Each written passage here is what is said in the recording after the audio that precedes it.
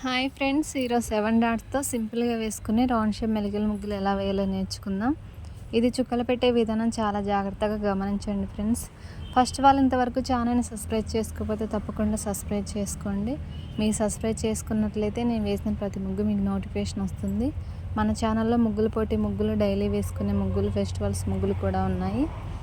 ఈ ముగ్గు చూసిన తర్వాత నచ్చితే ఒక లైక్ చేయండి, ఎలా ఉందో కామెంట్ చేయండి. మీకు ఎలాంటి ముగ్గులు కావాలన్నా, ఎన్ని చుక్కల ముగ్గులు కావాలన్నా కూడా నాకు కామెంట్లో తెలియజేయండి.